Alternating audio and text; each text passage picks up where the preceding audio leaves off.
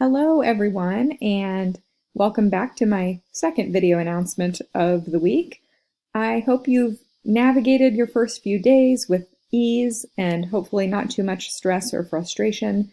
Thank you to everyone for jumping right in and really getting to work and hitting the ground running. I wanted to send you a quick video update because I've made a few changes kind of on the fly based on the feedback that I've been getting from you guys, especially those of you who have said, I don't understand this, or this really isn't clear. I wanted to make those changes in real time so that everything runs as smoothly as possible for you guys.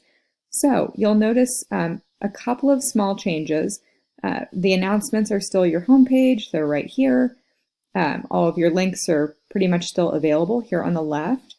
Hopefully at this point you have read our announcements, you have previewed the syllabus and the schedule, and you have gone through these directions for course success.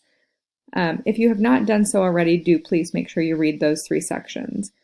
You'll notice under course materials and communication, we're now missing that link that used to be right here to the discussion board.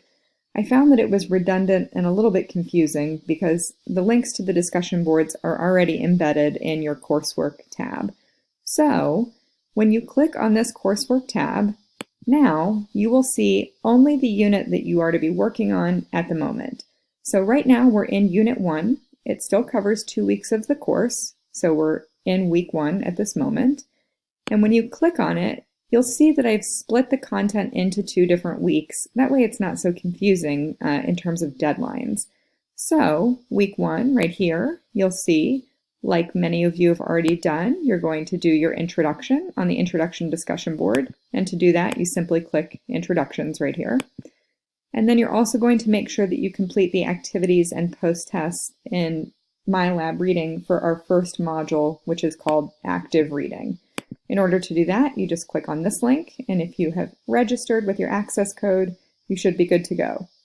Do keep in mind that you have 2 attempts to do the post-test at the end of the module, so I always keep your highest score. You're definitely going to want to try and earn as many points as possible on those post-tests.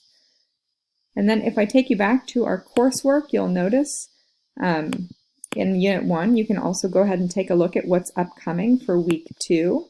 For Week 2, you're going to read the first 5 chapters in the Kite Runner, and then you're going to respond to the initial questions in the discussion board by Wednesday of next week, and reply to 2 peers by that Sunday.